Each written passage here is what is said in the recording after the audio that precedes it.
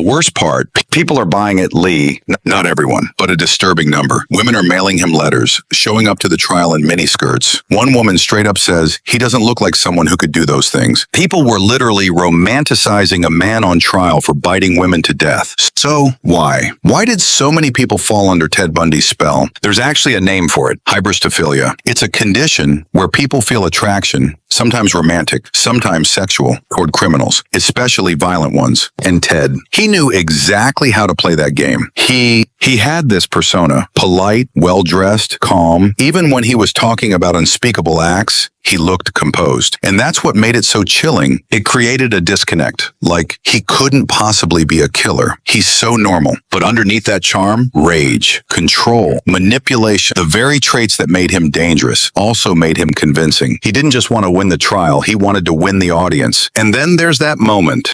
During his trial for the murder of 12-year-old Kimberly Leach, Ted pulls one last stunt. He's questioning a witness, Carol Ann Boone, one of his longtime supporters, a woman who believed in his innocence, defended him for years, even moved across states to be closer to him. And in front of a stunned courtroom and a live TV audience, he asks her to marry him, right there on the stand. And because of a bizarre Florida law, that moment, that counts as a legal marriage. So now Ted Bundy, murder suspect, is also Ted Bundy, husband. But eventually the curtain falls. The evidence piles up, the testimonies come in. Bundy is found guilty multiple times, sentenced to death. And before his execution, he finally confesses to 30 murders. Maybe more. All that courtroom charm, all that smooth talking, it was a mask, a well-practiced illusion, disguised in a stake mom's fine fight. And as the world watches him die in the electric chair in 1989, some people cry, others cheer, and a few still write him letters, believing until the very end that he was innocent. So yeah, Ted Bundy was a monster, but the scariest part, he didn't look like one. And that's the real danger,